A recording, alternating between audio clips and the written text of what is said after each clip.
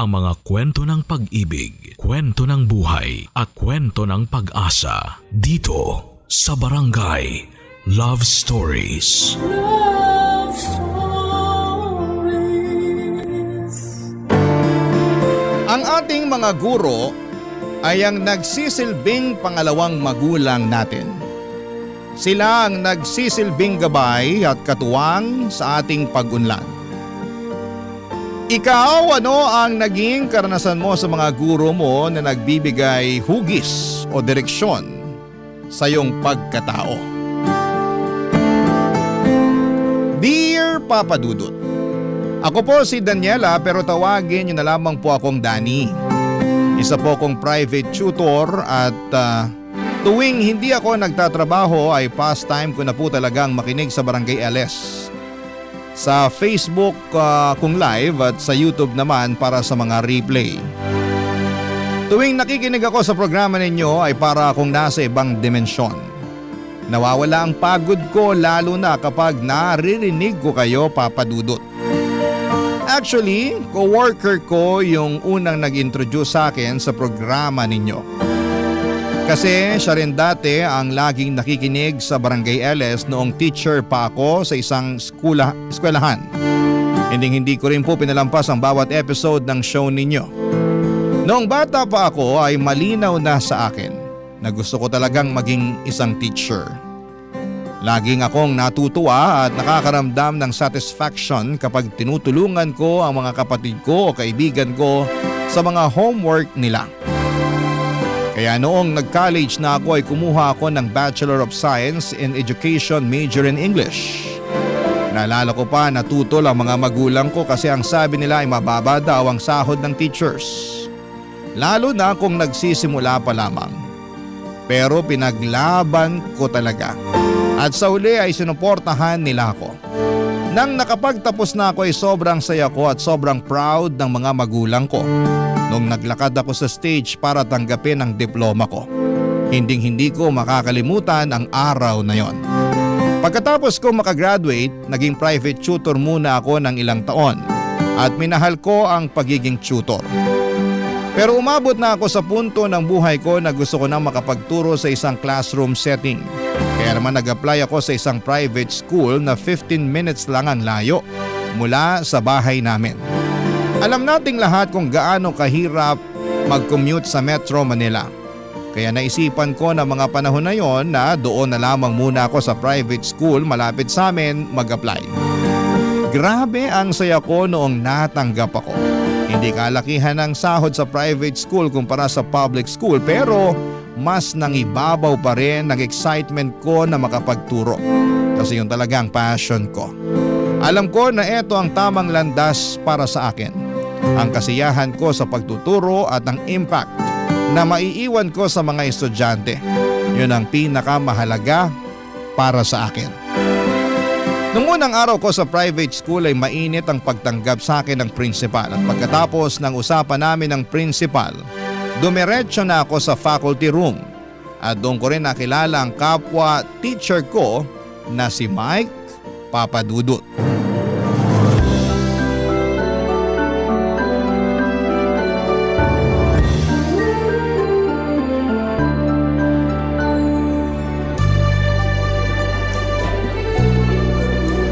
Hi, ikaw yung bagong teacher, di ba?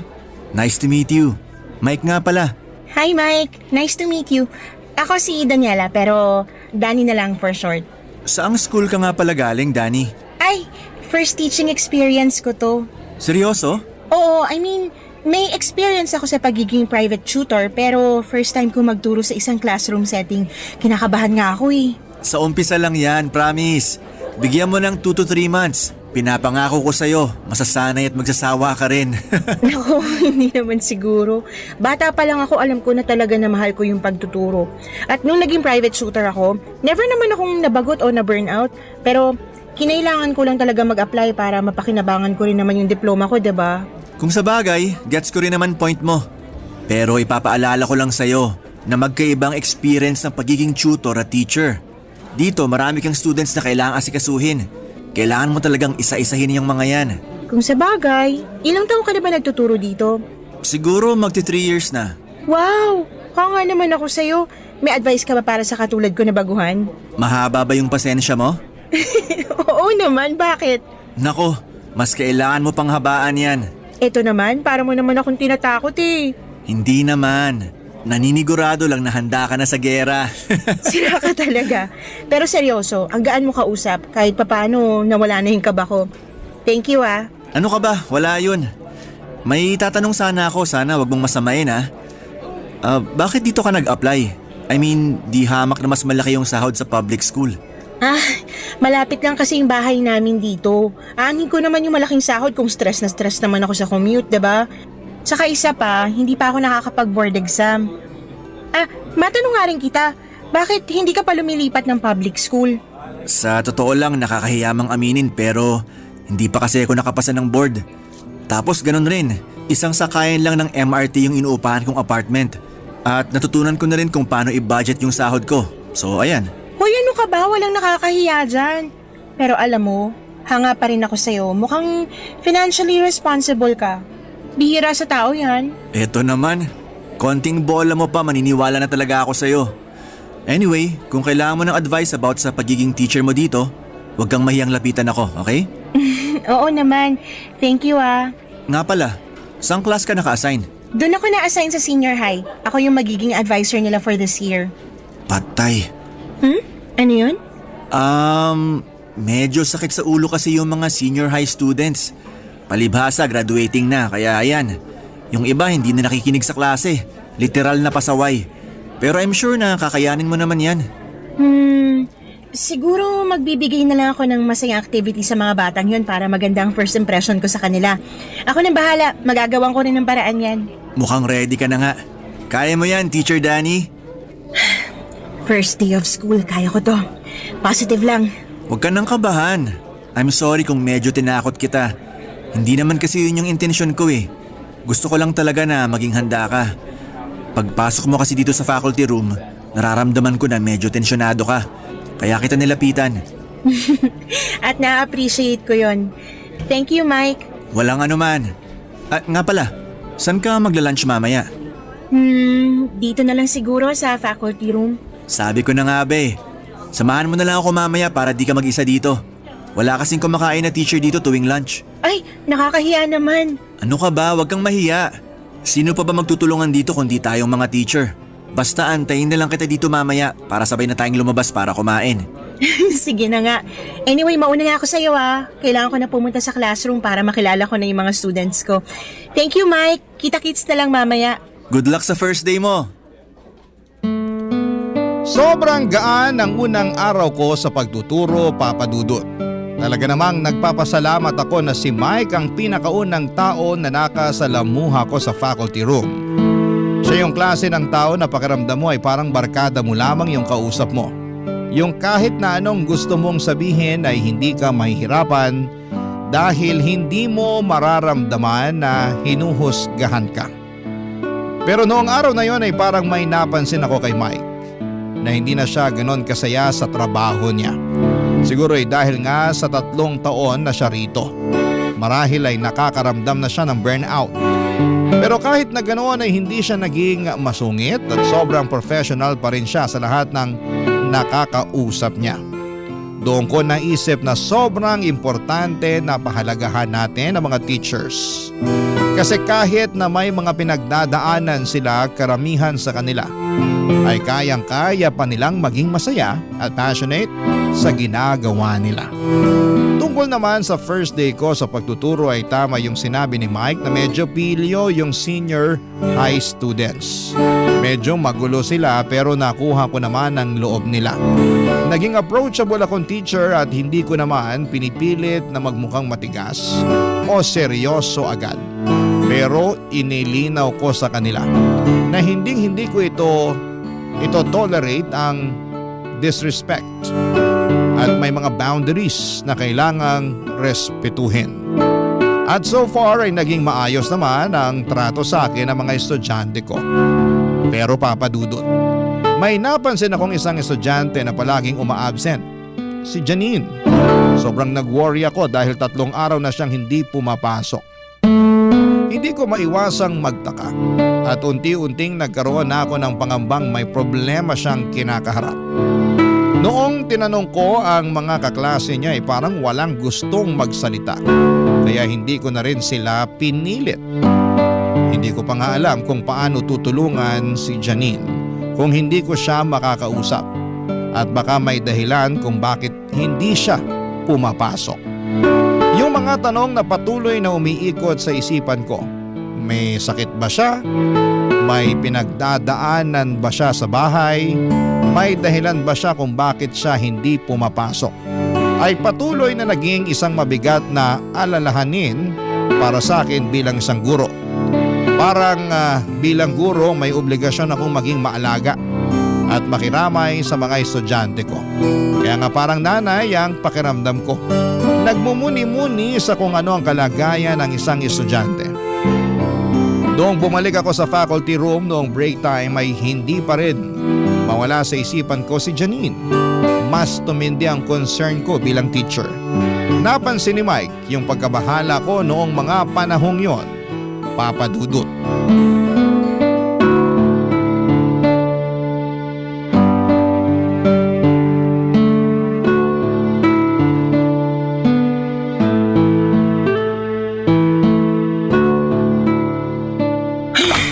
Laban lang. Uy, okay ka lang? Okay lang naman ako. Kaso, pakiramdam ko magkaka-sore throat na ako eh. Ang hirap pala mag-manage ng 24 students sa isang klase. Pero kamusta naman mga students mo? Eto, okay lang naman mga students ko. Pero may isa kasi akong student na magpo 4 days nang hindi pumapasok eh. Siguro oras na para kausapin ko yung principal tungkol sa student na yun.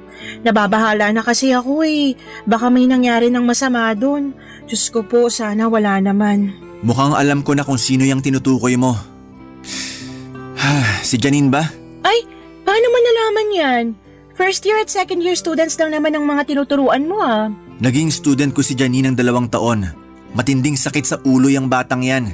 Uy, teka lang. Baka pinag-iinitan mo lang itong mga senior high kasi naaasar ka sa pagiging pilyo nila ha. Naku Mike, lubayan mo nga mga estudyante ko. Hindi ako nagbibiro, Dani. Hindi mo pa nararanasan ang kamandag ng batang yon kasi hindi mo pa siya nakikita at nakikilala. Uy, sobra ka naman magsalita. Ang harsh naman yata ng judgment mo para pagsalitaan ng mga bata ng ganyan. Diyan ka nagkakamali. Wala na ginawa ang batang yon kung hindi pahirapan ng lahat ng tao na nasa paligid niya. Binabastos niya mga teachers niya ng harap-harapan. At may isang beses pa na nahuli ang umiinom ng alak kasamang barkada sa likod ng school during school hours. At minsan ko na rin nahuli yan na nag-cheat sa exam. Sinulat niya lahat ng answer sa hita niya. Tapos nung sinabihan ko siya na itaas niya ng konti yung palda niya, pinangalandakan niya sa buong classroom na manyak ako. Uy, totoo? Seryoso ka? Hindi lang yan. Gusto mo malaman kung bakit malakas ang loob ni Janine? At kung bakit hindi siya nabibigyan ng disciplinary action? Bakit? Nanay niya mismo yung principal. Eh kung ganun, siguro nga oras na para kausapin ko yung nanay niya. Dani, sa tingin mo ba hindi na namin ginawa yan? So ano nangyari? Huwag mo sabihin wala man lang kayo na pala. Palaging pinagtatakpan ng nanay niya yung mga kabulastugan niya. Yung ibang teachers nagre-resign na lang kasi hindi na kinaya yung mga pinaggagawa ni Janine. Mike, kalokohan naman yata yan. Tayong nakakatanda dito, dapat tayo nagdidisiplina sa mga batang yan, lalong-lalo na kapag nasa loob ng campus. Madali lang sabihin yan. Pero karamihan sa mga teachers hindi na nag-aabala pa kasi hindi naman ganun kalaki yung sinasahod natin dito. Yung iba lumilipat na lang sa school na mas may magandang offer kaysa mas stress sila sa pangungunsinti ng principal sa anak niya. Hindi ko nga alam kung paano ko natagalan yung batang yun eh. Nagpapasalamat na lang ako nung nawala siya sa klase ko simula nung nag-3rd year siya. Teka lang, since kailan pa to? Simula nung 1st year pa lang siya, ganyan na talaga yan. Sandali lang. So sinasabi mo, matagal niya na tong ginagawa pero nakakapasa pa rin siya sa mga subjects niya? Isa yun sa mga dahilan kung bakit nagsisialisa ng mga teachers dito. Dahil pinagbabantaan ng principal ang mga teachers tuwing hindi niya nagugustuhan ang mga ginagawang pagsumbong ng mga teachers sa anak niya. Pinagbantaan ka rin ba niya? Oo. May isang beses na nahuli ko si Janine na gumagamit ng cellphone sa klase ko nung 1st year high school pa lang siya. Kinumpiska ko yung cellphone niya at sinabi ko sa kanya na makukuha niya cellphone niya pagkatapos ng klase. Tapos ayun, binato niya ako ng bag. Pumunta ako sa principal para i-recommend na isuspend si Janine ng ilang araw. Pero ang sabi ng principal, Ayusin ko na lang daw yung trabaho ko kung ayaw ko masisante. Kaya pala parang walang pakialam yung mga kaklase niya kahit ilang araw na siyang absent. Tapos tuwing tinatanong ko sila tungkol kay Janine, hindi sila nagsasalita na parang iniiwasan na lang nila si Janine. 5 babae lang ang nakakatiis sa pag-uugali ni Janine at yun ay ang barkada niya. Pero sa tingin ko mababait naman ng mga batang yun. Si Janine lang naman tong bad influence sa kanila eh. Agree naman ako sa lahat ng sinabi mo. At sobrang malitong ginagawa ni Janine na paglabag sa school guidelines at yung ginagawang pangungunsinti ng nanay niya sa lahat ng ginagawa niya. Pero Mike, kailangan nating bigyan ng benefit of the doubt yung bata. Benefit of the doubt? Bakit naman? Kasi sa tingin ko, may pinagdadaanan yung bata. Obvious naman na hindi siya natutulungan ng nanay niya sa mga pinagdadaanan niya kasi palala ng palala yung behavior niya eh. Danny, kung ako sa'yo, huwag ka nang makialam. May balak na rin akong umalis sa school na to kapag nakapasa na ako ng board exams. At kung ako sa'yo, mag-take ka na rin ng board exam para mas malaya tayong makakapili ng school na applyan. Hindi itong pinagtitiisan natin mga pag-uugali nila dahil wala tayong choice. Nagulat po ako sa lahat ng sinabi sa akin ni Mike noong mga panahong yon, Papa Dudut. Sobrang kinilabutan ako sa mga bagay na nangyayari sa school na hindi ko alam noon. At hindi ko inakala na may ganitong mga nangyayari sa paligid ko. Sa totoo lang ay parang ang layo sa normal na buhay estudyante ang mga kwento ni Mike tungkol kay Janine. Kaya't hindi ko maiwasang mag-alala at magtaka. Pero ang pinakamalakas na nangibabaw na nararamdaman ko ay ang lungkot at awa para kay Janine. Sa mga kwento pa lamang ni Mike ay ramdam ko na hindi siya lumaki sa isang ordinaryong pamilya. Parang may mga bigat siyang pinagdadaanan na hindi ko kayang lubos na maintindihan. At nararamdaman ko na hindi niya kayang iparating ang kanyang nararamdaman sa ibang tao. Yung mga hindi magandang ginagawa niya, para bang yon ang tanging paraan niya para maiparating kung gaano siya nasasaktan at kung gaano siya ka-frustrated sa mga nangyayari sa buhay niya. Para bang ang lahat ng ito ay mga signal ng kanyang pasakit na hindi marinig o maintindihan ng iba. Pagkatapos ng 1 linggo, Papa Dudut, ay pumasok na rin si Janine sa klase ko. Halata na walang lumalapit o kumakausap sa kanya, maliban na lamang sa 5 kaibigan niya. Nung una ang pagkakataon kong makita si Janine ay parang hindi siya interesado sa lecture ko. At nung nagpa-quiz ako ay hindi siya nagpa-participate at inirapan niya lamang ako. Aaminin ko po na sobrang napikon ako sa batang yon. Sa mga taon na naging private tutor ako ay hindi ko pa kailanman nararanasan yung ganong klase ng ugali mula sa mga tinuturuan ko. Pero bilang guro, kinailangan kong magpakatatag. Kailangan kong isantabi ang emosyon ko para magkaroon ako ng mas malalim na pag-unawa kung saan siya nanggagaling at kung bakit ganon siya. Si Mike naman po noong mga panahong yun ay patuloy akong binabalaan at pinapayuhan na umiwas na lamang sa drama ni Janine at sa ina nitong principal dahil mauubos lang daw ang pasensya ko kung papatulan ko pa. Pero hindi ko po maatim na basta-basta na lamang akong babastusin ang sarili ko pang estudyante. Kaya naman nag-isip na po ako ng action plan sa susunod na gagawin ko. Barangay Love Stories. Barangay Love Stories. Lumala ng lumala ang ugali ni Janine sa harapan ko, lalo na sa klase ko. Nung una ay parang iniirapan lamang niya ako at medyo pinapakita na hindi siya natutuwa na nagle-lecture ako. Pero habang tumatagal ay mas lumalala. Gumagamit na siya ng cellphone sa klase ko ng harap-harapan. At kahit ako'y nagtuturo, hindi siya nahihiyang ipagpatuloy ang paggamit niya ng phone. Kapag nakatalikod ako ay may sinusulat sa whiteboard at madalas kong napapansin na lumalabas siya ng classroom at hindi na bumabalik pa. Naiisip ko na magsumbong sa principal pero base sa mga ikinuwento ni Mike sa akin, naisip ko na baka wala rin namang mangyayari. Parang sila pa nga yung pinapagalitan. Kaya parang nawala na ako ng gana na magsumbong. Parang wala nang silbi kung kakausapin ko yung konsentidora niyang nanay. Kasi kung ganon lang din naman, wala ring magbabago. Palagi ko siyang sinusubukang kausapin si Janine. Pero hindi niya ako tinitignan at parang nagpapanggap na hindi niya ako nakikita. Nung una, Papa Dudut, ay tinitiis ko na lamang at nananahimik na lamang ako. Pero Papa Dudut, dumating ang isang pagkakataon na talagang hindi ko na kayang baliwalain. Isang araw habang nagdidiscuss ako ay napansin ko na parang may mali kay Janine. Kung ano-ano na lamang ang pinagsasasabi niya.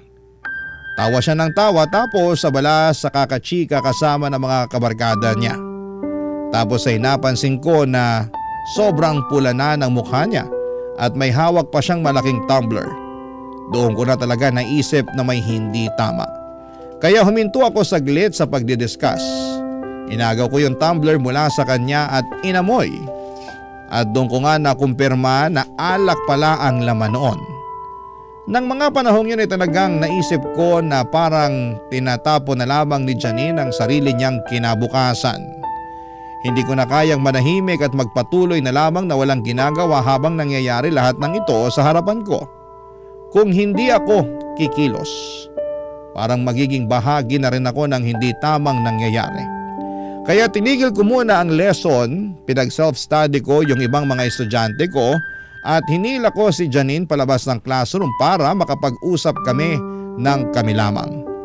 Kailangan ko siyang kausapin at kailangan ko ring malaman kung ano talaga ang nangyayari sa kanya, Papa Dudut.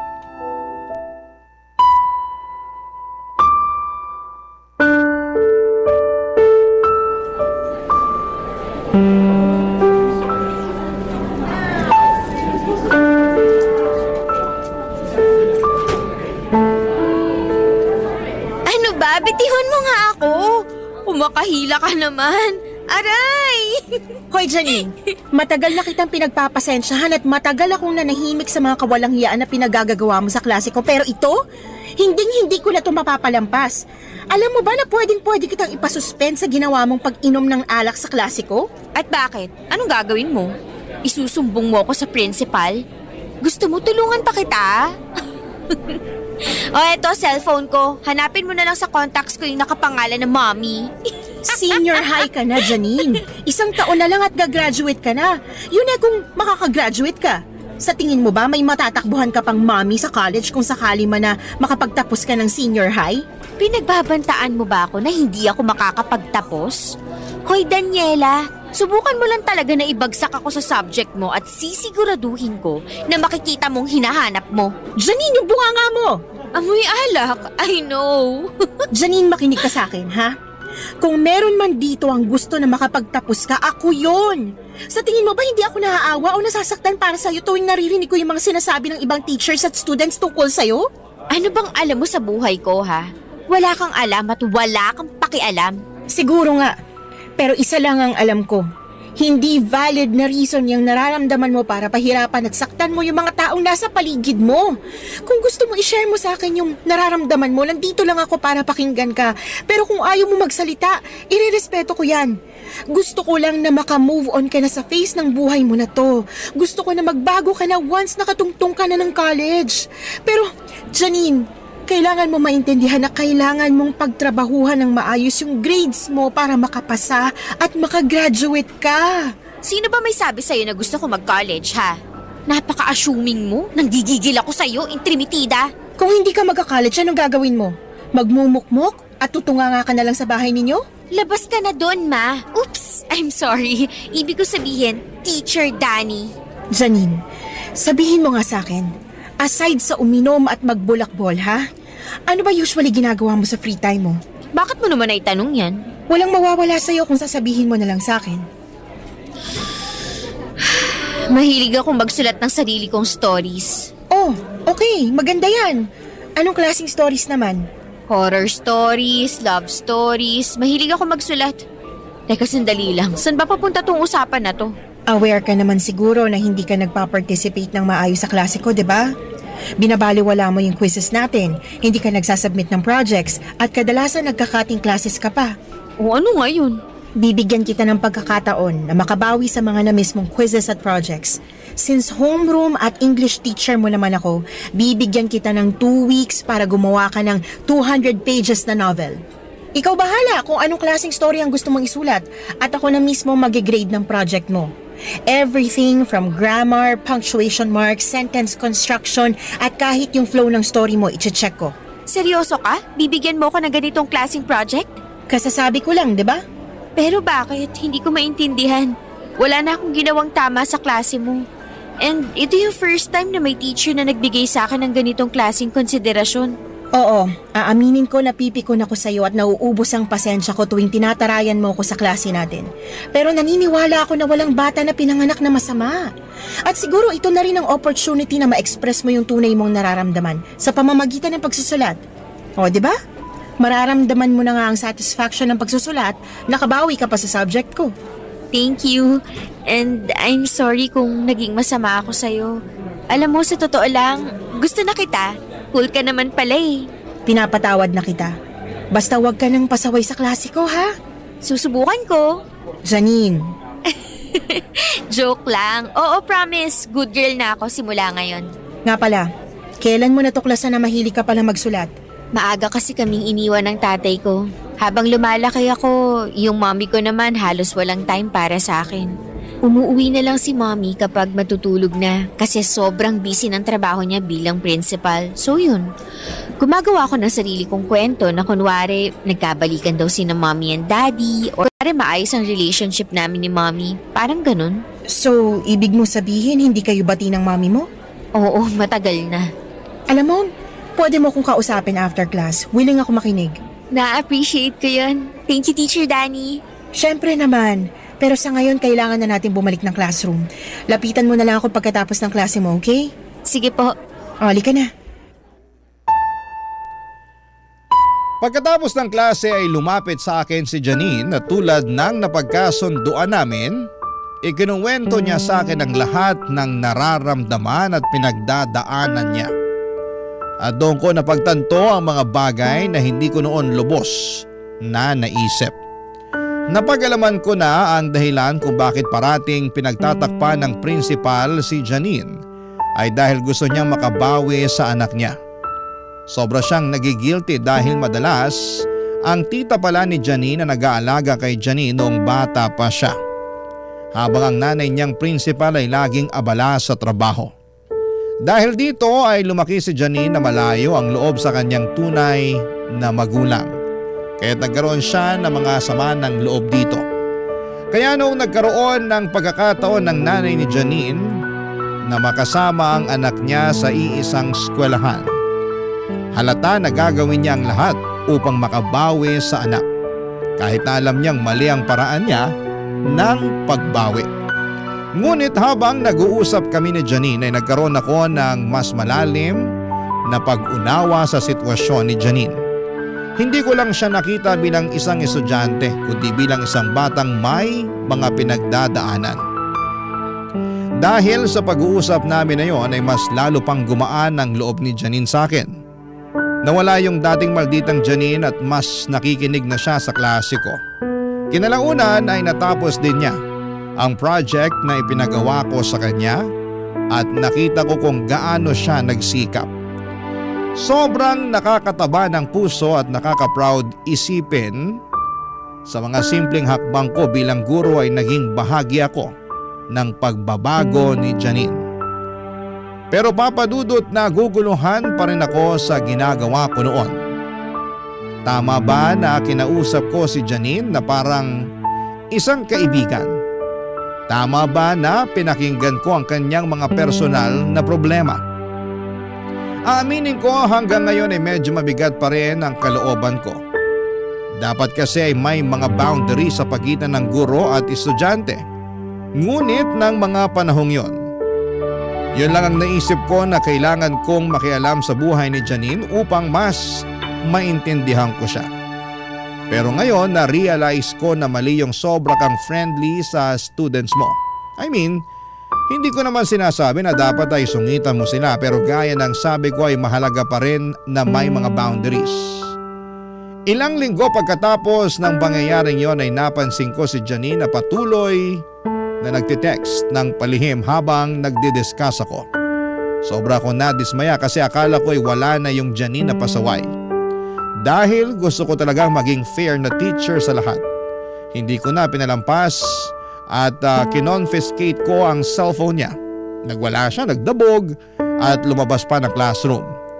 Sobrang nakakapanghinayang Papa Dudut. Kasi akala ko ay nagbago na siya pero parang bumalik siya sa dati. Parang lahat ng mga payo at pakikinig ko sa kanya ay nawala na lang bigla. Pagkalipas ng 15 minutes noong nag-break na yung mga estudyante ko, saka ko siya hinanap para kausapin.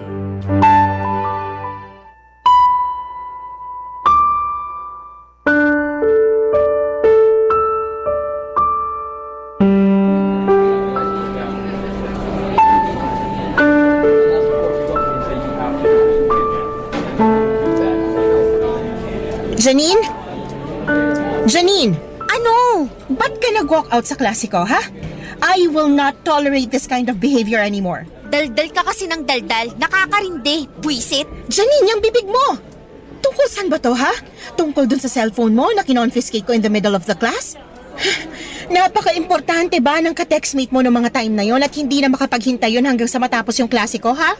Bakit mo pa ako pinagdidiskitahan? Ano bang problema mo sa akin? Janine, wala akong problema sa'yo. Labag lang talaga sa school guidelines yung ginawa mo. Pero nakita mo naman na palihim ako nagte-text kanina, di ba?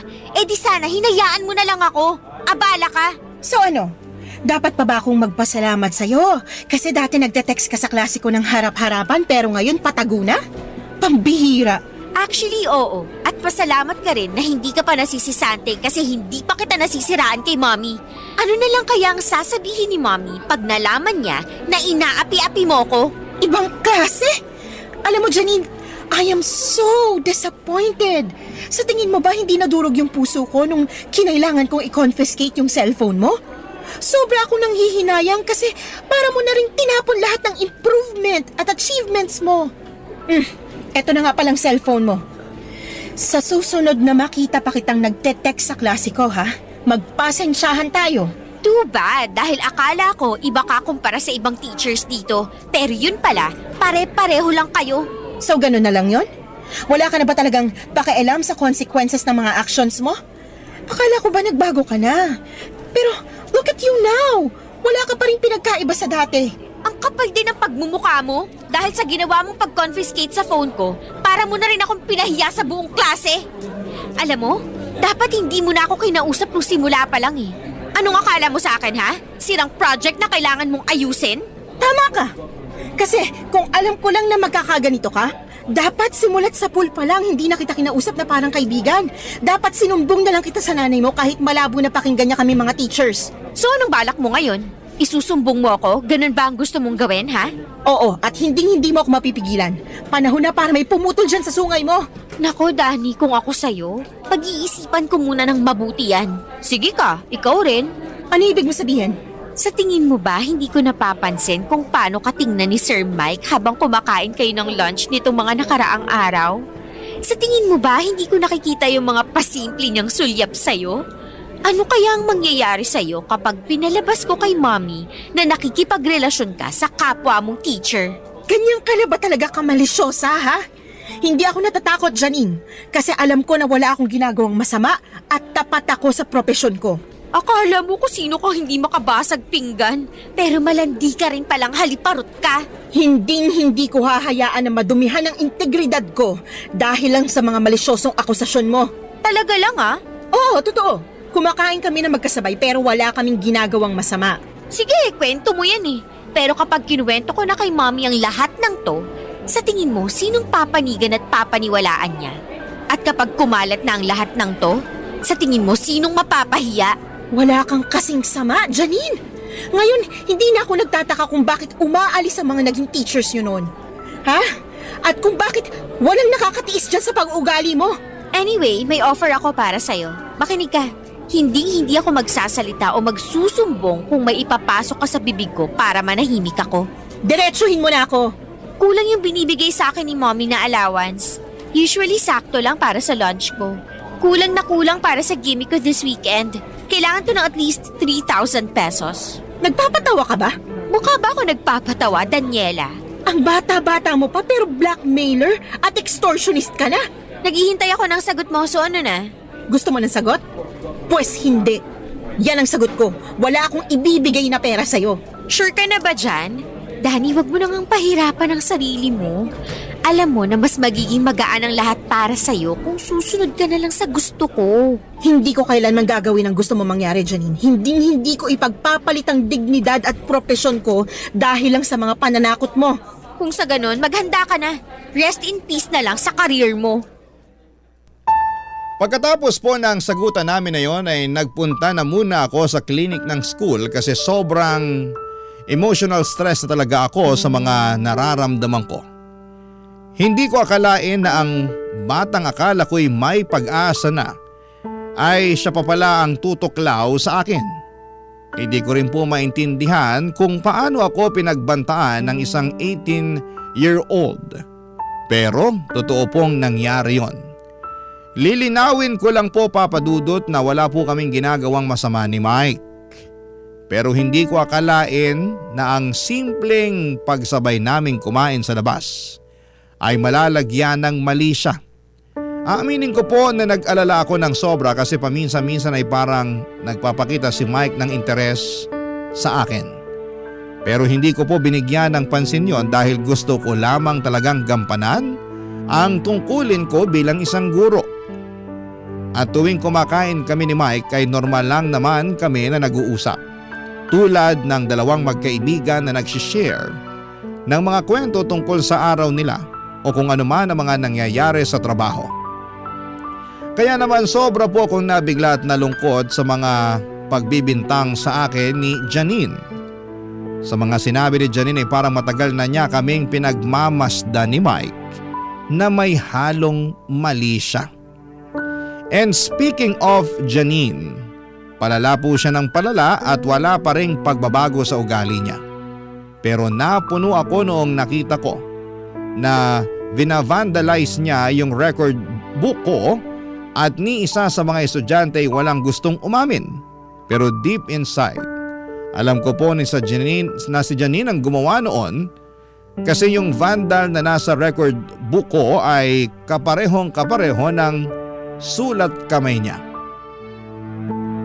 Dahil doon ay naglakas loob na po ako na magpunta sa principal para sabihin lahat-lahat ng mga nangyari sa amin ni Janine simulat sa pool.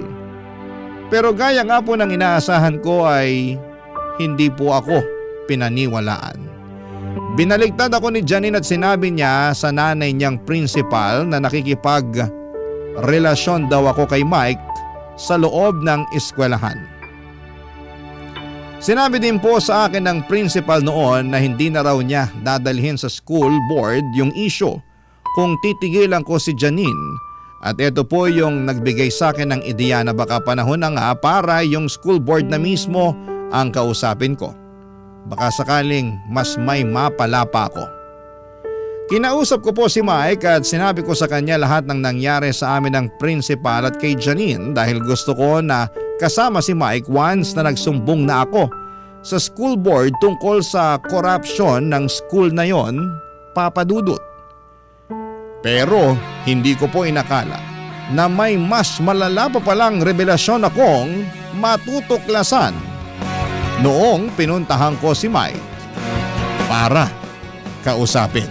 Barangay Love Stories. Barangay Love Stories.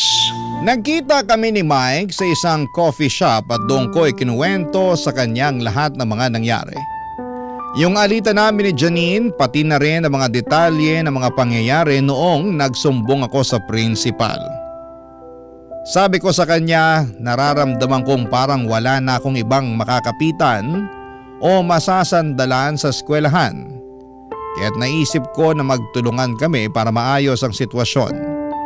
Hindi ako nahirapan na kumbinsihin si Mike na suportahan ako at samahan sa pagsusumbong sa school board dahil alam ko na pareho kaming apektado sa lahat ng mga ito. Pareho rin kami ni Mike na nagbabalak na mag-resign ng mga panahong yon. Pareho kami ng nararamdaman mga teachers na napapagod na sa mga hindi makatarungang pangyayari at parang wala na kaming makitang ibang solusyon kundi ang mag-apply na lamang sa public school. Siguro'y napagod na rin kami sa kawalan ng hustisya sa school na yon. Wala na kaming ganang magpatuloy pa sa ganitong sitwasyon. Kaya't pareho kami na nag-decide na kailangan na naming maghanap ng bagong direksyon sa aming karera. Napansin ko rin na sa lahat ng mga kwento ko ay hindi lang nakikinig si Mike, kundi talagang nagmamasid siya. Iniintindi niya ang bawat detalye. Doon ko naramdaman na hindi lang siya isang kaibigan o kasamahan sa trabaho, kundi isang tao na may malasakit sa mga nangyayari sa buhay ko. Isa sa mga hindi ko makakalimutan ay yung reaksyon ni Mike nang sinabi ko sa kanya yung nagbabanta sa akin si Janine at yung plano niyang palabasin na may relasyon kami ni Mike.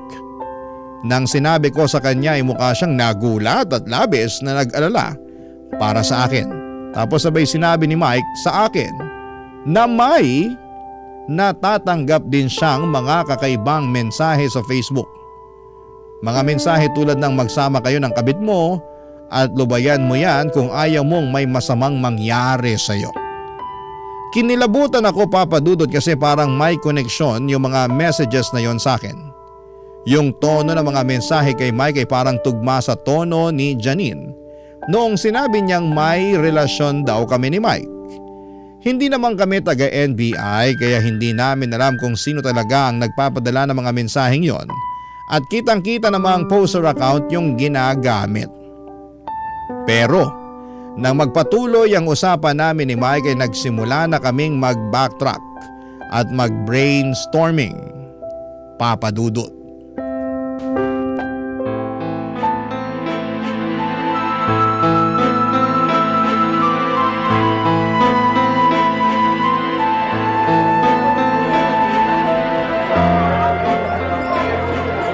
Dadanak ang dugo kung hindi mo pa siya lulubayan. Mike! Literal na death threat na yan oh! Ba't hindi mo man lang naisipang i-block yan? Nawala sa isip ko to noong mga panahon na yon kasi akala ko troll lang na walang magawa. At isa pa, pwede ko kasuhan ng grave threat to kung sakasakali. Kaya hindi ko na binlock para marami akong ebidensya laban sa kanya. Ayaw ko sana manghusga pero… Familiar sa akin yung tono ng mga messages na yan. Anong ibig mong sabihin? Nagkaroon kami ng alitan ni Janine kanina. Galit na galit siya habang sinasabihan niya akong malandi dahil palagi ka raw nakatingin sa akin. Wala namang masama doon ah. Wala naman tayong ginagawang kabulastugan. Lalong-lalo na sa loob ng school campus. Exactly! Sandali lang. May phone number ka ba ng mga students mo? May one time na kinailangan kong hingin yung phone number nilang lahat dahil dun sa field trip. Wait lang, check ko muna kung nasa GC pa. Okay, ito yon. Hanapin mo number ni Janine. Ha? Bakit? Basta, tapos copy mo. Okay, ito na. Tapos? I-paste mo sa search bar ng Facebook. Okay, gets ko na. My goodness, tama nga yung hinala ko. Connected yung number ni Janine sa account na nagpapadala ng threat sa akin. Mike, may contact details ka ba ng school board? Kailangan na natin makipag-meeting sa kanila as soon as possible. Hoy Mike, nakikinig ka ba? Kaya pala. Ano ibig mo sabihin? Kaya pala parang palagi nagpapakyut sa akin si Janine. May obsession issues na talaga yung babaeng yan. Oh no. Bakit? Kaya pala ganun na lang yung galit niya sa akin nung kinonfiscate ko yung phone niya. Natatandaan mo pa ba kung kailan mo kinuha yung phone niya? Hindi ko na matandaan yung exact time pero sigurado ako bandang 4 p.m. yun. Tingnan ko. Sent 4:13 p.m. Ikaw yung chinachat niya nung time na kinonfiscate ko yung phone niya. Long-term obsession, hatred, grudges. Mike, I think professional help ang kailangan ni Janine. Pero kailangan pa rin natin siya panagutin sa lahat ng ginawa niya. Ang dami nag-suffer dahil sa kanya at ng nanay niya. I agree. Hindi sapat na rason yung mental illness para gawin mong impyerno ang buhay ng isang tao. So ano na gagawin natin ngayon? Gaya ng napag-usapan natin, sabay nating haharapin ng school board. Gustong-gusto ko na talaga mawala yung mag-inang yan sa school na yun bago ako mag-resign eh. Dani, alam kong hindi na normal ang pag-iisip ni Janine pero may sinabi pa rin siyang tama. Ha? Ano naman yun? Na may feelings ako para sa'yo. Huwag ka nga nagbibiro ng ganyan. Seryoso ako. Ang totoo niyan, all this time pinipilit ko lang talaga na itago tong nararamdaman ko para sa'yo kasi nagsisimula ka pa lang nun sa career mo bilang isang teacher at ayokong hadlangan yon. Actually, nung first day mo as a teacher, nagbabalak na nga akong mag-resign nun pero napagdesisyonan ko na gusto pa pala kitang makilala kaya pinili kong magstay. Hindi ko na alam kung kikiligin o kikilabutan ako sa confession mo na yan. Tugma kasi sa mga akusasyon ni Janine laban sa atin eh. Si Janine naman ang may problema eh, hindi tayo. Wala akong ibang ginawa sa'yo sa school na yun kung hindi ang tabihan ka tuwing lunch at tingnan ka from time to time at walang masama dun. Bahala na si Bat. Ano yun? Sige na nga. Magsisinungaling ako kung sasabihin kong hindi kita type at hindi magaan ang loob ko sa tuwing nakakasama at nakikita kita. So paano kung ligawan kita? Papayag ka ba? Okay lang ba sa'yo? Oo na, pumapayag na ako. Yes! Hoy, pero yung mission natin, wag mong kalimutan ha. Yung number ng board, dali. Oo naman. Ako bahala sa'yo, mahal. Ano sinabi mo? Ay, sabi ko mahal ang kape dito. Pero huwag ka mag-alala kasi ako na bahala sa'yo. Sagot ko na. Hay nako Papa Dudut, magsisinungaling po ako kung sinabi kong wala akong nararamdaman para kay Mike. Pero pareho naming alam ni Mike na wala kaming ginawang masama. Kung may pinagsisisihan man ako, siguro yon ay yung mga pagkakataong nawalan ako ng focus sa mga boundaries ko bilang guro. At ginawa ko yon para lamang ma-accommodate ang nararamdaman ni Janine. Na-realize ko na napakahalaga na tinitingala ka ng mga estudyante mo, na may respeto at honor sila para sa iyo, hindi lang bilang isang guro kundi bilang isang profesional. Yung moment na yon na hindi ko pinanatili ang boundaries ko ay napansin ko na naging sanhi siya ng mga hindi inaasahang epekto, kaya natutunan ko na talaga kung gaano kahalaga ang maging consistent at matibay sa prinsipyo bilang isang guro. Anyway, natuloy din ang meeting namin kasama ang school board at sa wakas ay natuldukan na rin lahat ng injustices na nangyayari sa eskwelahan na yon. Napatunayan namin ni Mike na matagal nang naghahasik ng lagim ang mag-ina sa eskwelahan at nakumbinsi namin ang board sa katotohanan ng aming mga testimonya. Talaga namang nagpapasalamat kami sa lahat ng mga naging partisipante sa board kasi sa kabila ng mga kalituhan at problema, napagtagumpayan din namin na ipaglaban ang tama at makuha ang hustisya. Masaya kami ni Mike na naayos na rin ang mga bagay at sa wakas ay natuldukan na ang mga maling nangyari. Pagkatapos ng hearing namin sa school board ay narinig namin ni Mike na nagtatalo si Janine at ang nanay niya sa likod ng campus. Ang narinig namin ay sinisisi ng nanay ni Janine ang sarili niya dahil sa mga pinairal niyang pangungonsinti sa anak niya. Tapos si Janine hindi pinalampas at sinabihan niyang wala daw kwenta lahat ng ginawa ng nanay niya. Papa Dudut, pareho kaming nagulat at nalungkot ni Mike kasi kahit sila na lang dalawa ay hindi pa rin nila maayos ang relasyon nila. Sa totoo lang ay pwede naming kasuhan si Janine ng grave threat kasi 18 years old na siya at pasok na sa kasong yon mula sa mga mensahe na sinend niya kay Mike noon. Pero dahil tapos na ang appeal namin sa school board, nag-decide na lamang kami ni Mike na mag-move on na.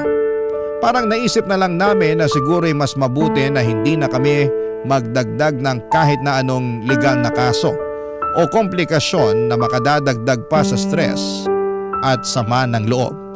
Gusto na lang namin na magpatuloy ng maayos na buhay, malayo sa lahat ng mga nangyari at mag-focus sa mga mas magagandang bagay na posibleng naghihintay para sa amin. Pareho kami ni Mike na nag-submit ng immediate resignation, Papa Dudut. At 4 days later ay bumalik ako sa school para kunin yung mga naiwan ko pang gamit sa faculty room. At pagkalabas ko ng faculty room ay sa hindi inaasahan na pagkakataon ay nag-cruise ang landas namin ni Janine, Papa Dudut.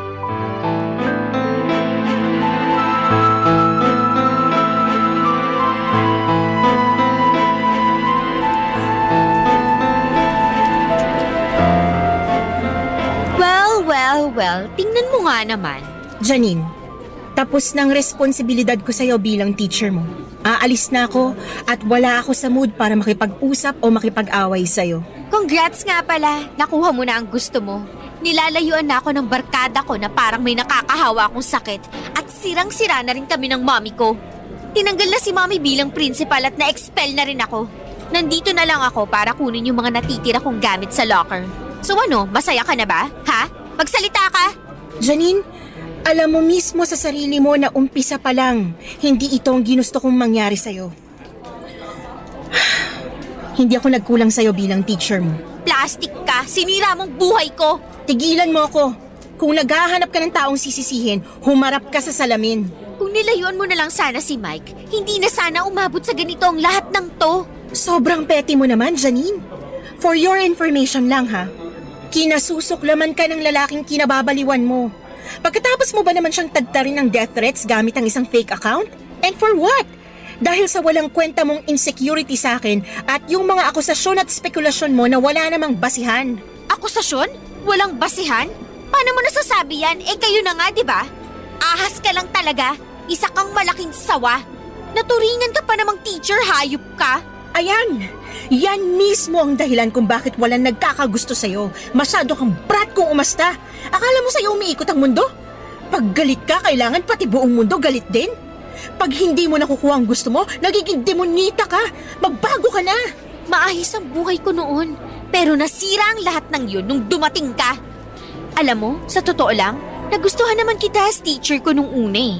Pero habang tumatagal, mas lalo lang nadadagdagan ang galit ko sa'yo kasi napapansin ko na dikit ng dikit sa'yo si Mike. Janine, hindi na to normal.